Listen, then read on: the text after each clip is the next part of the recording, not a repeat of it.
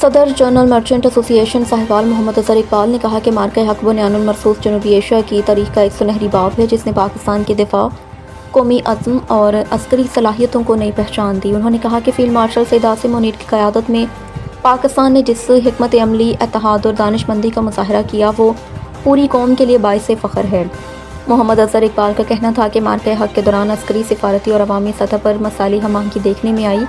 پوری قوم بنیان المرصوص کی عملی تصویر بن کر دشمن کے سامنے سیسا پھیلائی دیوار کی طرح کھڑی رہی۔